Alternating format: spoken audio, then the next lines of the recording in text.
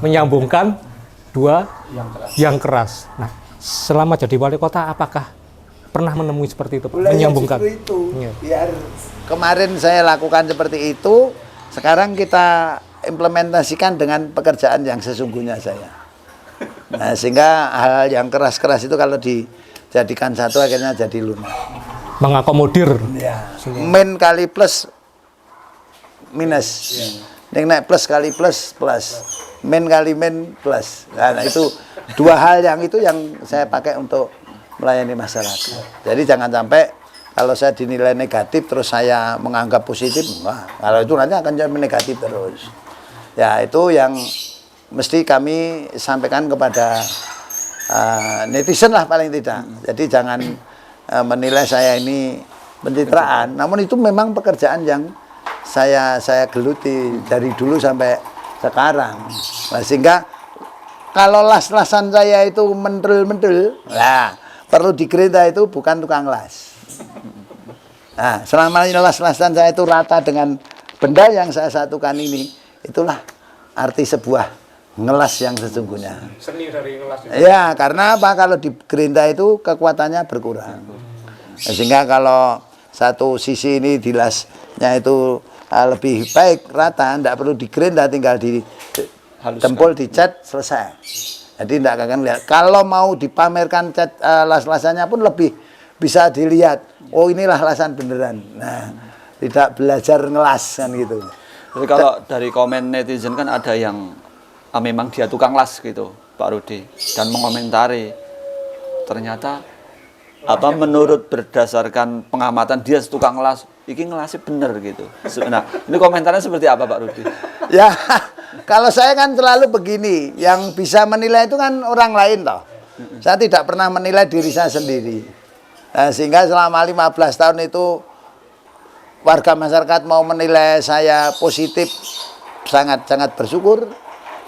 Dinilai negatif saya juga bersyukur dan tidak akan protes. Itu saja bagi saya, karena apapun yang saya lakukan tentunya ada yang suka, ada yang tidak. Namun sekali lagi bahwa yang saya kerjakan ini jenengan belum, nanti kalau saya milih kardus karton yang baik ini nanti dijual baik, yang jelek nanti dikilokan dan sebagainya, itu juga kita lakukan. Tidak ada persoalan, saya tidak malu kok. Jual kardus bekas ya, Pak? Iya, kita kan mengikut lelang mengambil kardus-kardus di perusahaan itu. Ya kardus, ya plastik, ya macam-macam, ya drum dan sebagainya.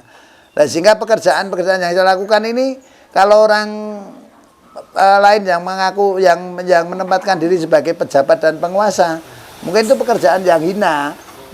Namun bagi saya itu pekerjaan yang halal, karena duit yang saya dapatkan itu dari jerih payah sendiri dan dari keringat saya sendiri. Pak Rudi, banyak netizen juga bertanya ini, sebetulnya mendapat ilmu las itu dari mana? Tadi Pak Rudi sudah sempat nyinggung dikit, pernah bekerja di Konimex gitu Pak ya? Itu gimana Pak? Flashback sedikit. Jadi begini, saya itu kerja di Konimex sejak tahun 80, tepatnya 13 September 1980. Saya di sana berangkatnya juga dari bawah, bersih-bersih pabrik dulu. Setelah itu saya meningkat jadi pembantu operator, meningkat lagi menjadi operator mesin, meningkat lagi sebagai pembantu teknisi, terus diangkat, tadinya pembantu teknisi itu namanya teknisi madya, terus lantas saya diangkat menjadi teknisi. Setelah jadi teknisi saya ditugaskan menjadi asisten supervisor. Asisten supervisor bekerja beberapa tahun, ya mungkin 1 tahun lebih sedikit mungkin. Saya dijadikan kepala workshop. Nah, dari kepala workshop itulah saya ditanya. Jadi waktu saya menjadi tukang bersih-bersih itu, saya melihat Konimex itu kan menutup, menambal kebocoran AC. Itu kan satu lubang jarum aja ngelasnya waktu itu biayanya 10.000. Saya ngomong kok mahal. Pada zaman itu. Pada zaman tahun 80-an. Kok mahal, Pak? Saya ditanya, kamu bisa ngelas? Bisa. Namun saya belum pernah mendapatkan pelajaran ngelas. Tapi saya bisa.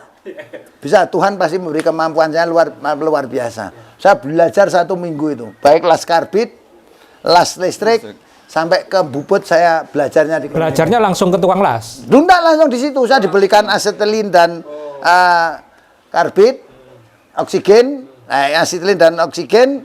Saya pakai untuk belajar ngelas itu. 1 minggu mata saya jelas.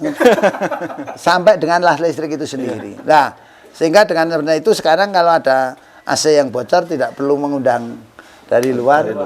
Kita las sendiri dan itu efisien. Akhirnya dipercaya. Dipercaya untuk seperti itu dan sampai hari ini saya tekuni. Jadi saya mengoperasikan mesin bubut ya masih bisa.